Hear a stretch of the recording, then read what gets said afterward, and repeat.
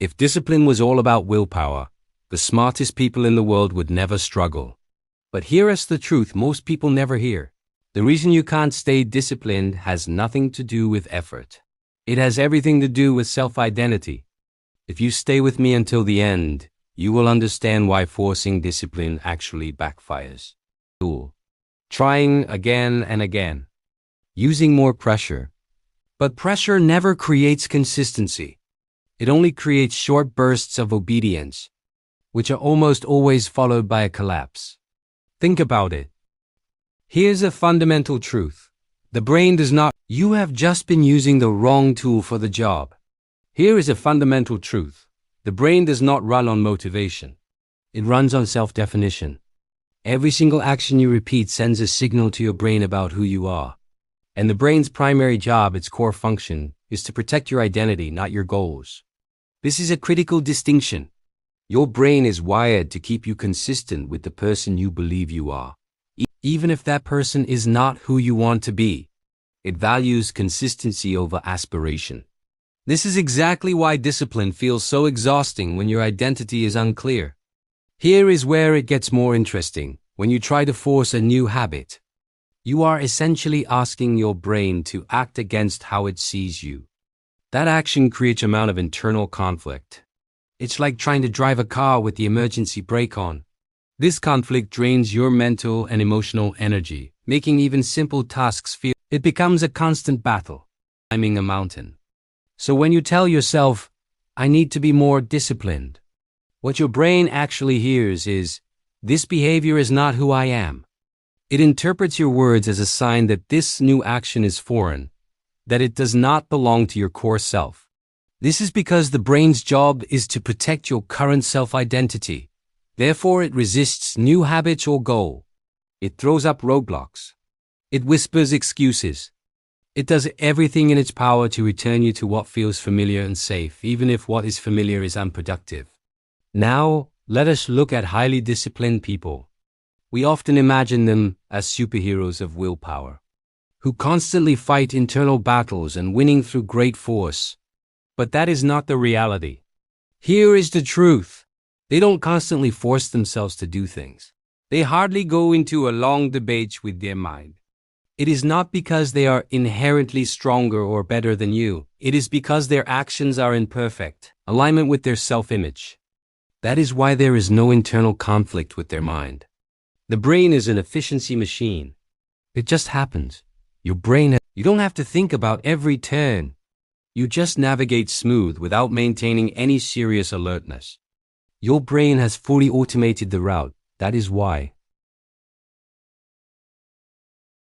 The brain puts it on autopilot. That feeling of procrastination, that sudden urge to do anything else but the task at hand, that is your brain protecting your self-identity.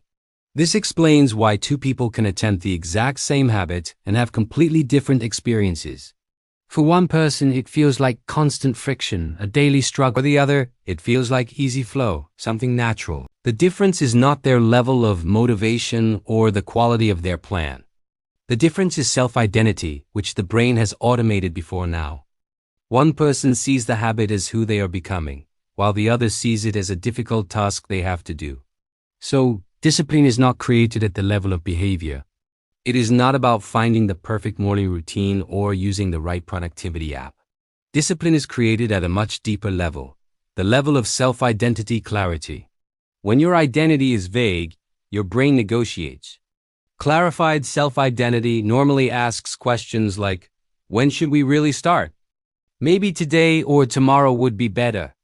While a conflicting self-identity says, let's just rest for a little while first. Maybe we can talk about it later. This negotiation in the brain is where goals go to die. It's the endless debate that drains your energy before you even begin.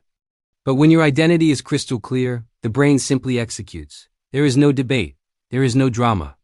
And most importantly, there is no motivation needed.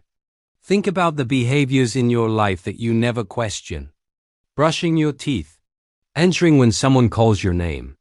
Locking your front door before you leave. It is normal because they have become part of you. Your brain has automated them and locked them in. Why? The brain hates inconsistency because those actions are an integrated part of who you are. The brain hates inconsistency. Now this is where it gets more interesting. If your self-identity whispers, I am not the kind of person who wakes up at 5 a.m. I am not the kind of person who wakes up at 5 a.m. Brain hates your brain will fight you every step of the way because you are creating a contradiction. This is the hidden secret force that makes sticking to new habits so difficult. But all ones are hard to break. And this is also why motivation is so unreliable.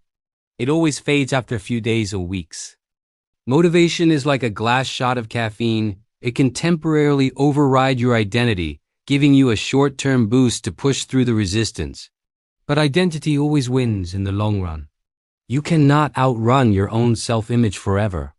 Here is what you need to learn today.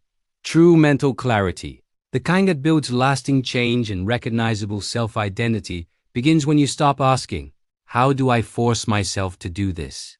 Then you start asking a much more powerful question, like, who must I become for this to feel natural? This shift in perspective is the key. You stop seeing discipline as a battle to be won and start seeing it as an identity to be built. Here is the best part. Identity is not something you discover, like finding a hidden treasure. It is something you decide. You choose who you want to be, and your brain updates its model of your identity based on one thing: evidence. It does not care about your intentions, your hopes, or your dreams. It only cares about your actions.